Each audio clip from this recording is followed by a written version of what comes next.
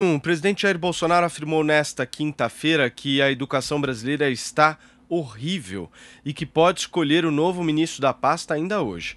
As declarações foram dadas na saída do Palácio da Alvorada durante conversa do mandatário com um grupo de apoiadores.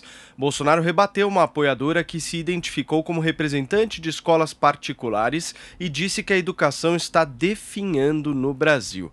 De acordo com o presidente, deu problema com Carlos Alberto Decotelli, que ficou apenas 5 dias como ministro e nem sequer chegou a tomar posse após polêmicas sobre inconsistências no seu currículo. Talvez o nome mais cotado até então para a pasta seja o de Anderson Ribeiro Correia, reitor do Instituto Tecnológico de Aeronáutica, mais conhecido como o ITA. Ele presidiu em 2019 a CAPES, órgão ligado ao Ministério da Educação, quando bolsas de mestrado e doutorado foram cortadas. Constantino. Olha, Paulo, primeira coisa a constatar é que a educação brasileira realmente está terrível, né? O presidente acerta no diagnóstico. E acho que ele acerta muito também na causa, né? Ele entende que a educação chegou até aqui, não é obra do acaso e nem de curto espaço de tempo. Pelo contrário, né? É obra de algo muito pensado, deliberado e feito ao longo de décadas. Décadas onde há uma hegemonia de um pensamento único desses pedagogos e tudo mais de esquerda que enaltecem Paulo Freire, né, o comunista Paulo Freire, que acham que o ensino tem que ser para fazer justiça social, tem que ter uma horizontalização, disciplina é coisa de autoritarismo, ensinar matéria de forma objetiva não está com nada, o negócio é formar a cabeça de jovens. Então, uma pasta que passou pela mão de Cristóvão Buarque, Tarso Genro, Cid Gomes, Fernando Haddad, não pode chegar bem. E está aí o resultado no PISA, né? Agora, dito isso, o governo Bolsonaro também não tem conseguido fazer muita coisa, não. É óbvio que você não pode ter a expectativa de reverter um quadro desses em um ano e meio. Mas o governo errou mais do que acertou aqui. Ricardo Vélez é um pensador interessante, já conheço ele de longa data, li muita coisa dele, livros, mas não tem nenhuma experiência em gestão e não conseguiu fazer nada na pasta. O Abraham Weintraub, né, o irmão do Arthur, ele tinha essa concepção de fazer a varredura e expurgar a turma do aparelhamento ideológico, mas teve algumas iniciativas boas também, o Futurice, acho que é um projeto bem interessante de aproximar as universidades do mercado, os projetos das escolas cívico-militares para levar disciplina, podia ser um bom projeto piloto para pelo menos ter um efeito pedagogo interessante, né, para ilustrar a importância de resgatar disciplina em sala de aula, os ataques que ele fazia à balbúrdia, as universidades tomadas por drogas e tudo mais, tudo isso é legítimo e tem que ser feito, mas acho que ele perdia muito tempo ali com aquelas coisas de rede social e tudo mais, que não ajudaram muito, e saiu da forma que saiu. Então, o presidente tem que acertar agora. Tem que acertar na escolha que mantenha o foco numa gestão técnica, que consiga melhorar tudo isso que tem de terrível na pasta, ao mesmo tempo não negligenciando, não deixando de lado o aspecto da doutrinação ideológica, que é um câncer no nosso ensino público. É um câncer. Né? E no ensino público e privado, porque de onde acham que os professores das escolas privadas saem? Dessas universidades federais.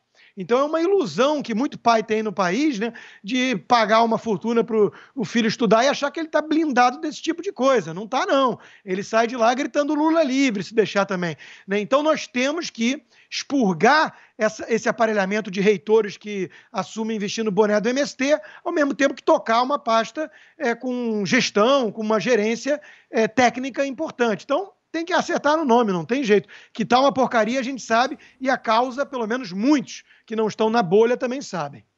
Vai lá, Josias. Ouviram-se no cercadinho do Alvorada duas expressões que definem com muita precisão o drama do setor educacional. Uma apoiadora do presidente diz que a educação está definhando no Brasil. E o Bolsonaro, num rasgo de lucidez, reconheceu que a educação está horrível. Percebe-se que o presidente não ignora o problema. A escolha do próximo ministro da Educação vai revelar se o Bolsonaro deseja transformar o seu governo, finalmente, em parte da solução. Até aqui, o governo se comportou como parte do problema. O definhamento educacional brasileiro é coisa antiga. não se chega a uma educação horrível por acaso. O Brasil foi se acostumando com o problema. A encrenca se enraizou. A raiz desse vexame aparece sempre que surge um indicador que possa ser levado a sério. A última fotografia do atraso apareceu no PISA, o Programa Internacional de Avaliação de Estudantes. Saiu em dezembro do ano passado, já no governo Bolsonaro, mas os dados se referiam ao ano de 2018, quando o presidente ainda era o Michel Temer.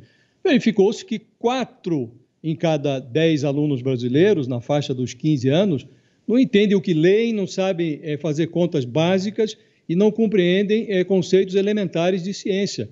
Esses indicadores, eles estão estagnados há uma década. Ou seja, faz 10 anos que a educação no Brasil está exposta na vitrine internacional do PISA de ponta cabeça. Num ranking de 79 países, o teste esse fechado em 2018 colocou os alunos brasileiros nas 20 piores posições. Isso não orna com a posição econômica do Brasil no mundo. Quando esses dados foram divulgados, o ministro da Educação era o Abraham Weintraub. Ele disse 2 coisas, ambas corretas. Primeiro, que o PISA de 2018 não se refere ao governo Bolsonaro, que é óbvio. O governo nós vivíamos o ano de 2019. E disse que a culpa é do PT e da sua doutrinação esquerdófila, foi o que ele falou. Faltou informar para onde a gestão do Bolsonaro levaria a educação. Em 1 ano e meio de governo, essa resposta ainda não apareceu. O discurso da herança maldita perdeu o prazo de validade. Bolsonaro agora está prestes a escolher o seu 4º ministro da Educação. Ele precisa selecionar alguém que seja capaz de afastar o seu governo da maldição ideológica. O governo pode ser conservador. Aliás, ele foi eleito para isso. O que não se admite é que o governo seja desastrosamente ineficiente na área da educação. Thaís Oyama. Paulo, em 1 ano e meio de governo Bolsonaro, a gente já sabe que o governo Bolsonaro não quer para a educação, né? O governo Bolsonaro não quer a cartilha do Paulo Freire, ele não quer a universidade fazendo evento com gente pelada e plantando maconha, ele não quer cientistas e professores que querem só, abro aspas, tudo aqui entre aspas, mamar nas tetas do governo, que deve ser mais ou menos 99% da categoria na visão do ex-ministro Weintraub. Então, isso tudo a gente já sabe pelos muitos tweets, pelas muitas declarações, pelas muitas confusões em que se envolveu o MEC até hoje. O que a gente não sabe até agora, em 1 ano e meio de governo, é o que o governo Bolsonaro quer para a educação. Então, qual que é o projeto que ele tem para o pós-coronavírus, por exemplo? Quais as ações que ele tem programadas para implementar a Política Nacional de Alfabetização, aquele programa de educação de jovens e adultos, para jovens e adultos, e eles não sabem qual que é o projeto para a educação infantil. O MEC não tem, e tanto não tem, que perdeu R$1 bilhão que tinham sido dados pela Força Tarefa da Lava Jato, depois de uma multa lá paga pela Petrobras.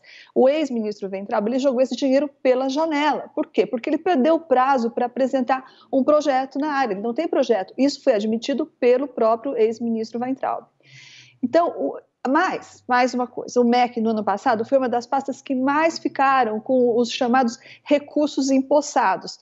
Olha só o absurdo, dinheiro que estava disponível, dinheiro que existia, mas que não foi gasto por incompetência, por falta de gestão e porque o ministro ficou desperdiçando seu tempo preocupado em desmontar propaganda esquerdista, desmontar o aparelhamento comunista, desmontar a ideologia de gênero, mas, ao mesmo tempo, tudo que ele fez foi só trocar o sinal ideológico, ele não desmontou nada, de mais ele foi para menos, de esquerda ele foi para a direita, só trocou o sinal, ou seja, ele destrói, até hoje o MEC destruiu, os titulares do MEC, né, destruíram sem colocar nada no lugar, e ninguém espera que o governo Bolsonaro adote a cartilha de Paulo Freire, só precisa dizer o que ele pretende fazer para evitar que gerações e gerações de estudantes brasileiros virem párias, porque no mundo civilizado, pelo menos a parte civilizada do mundo, leva a educação bem a sério.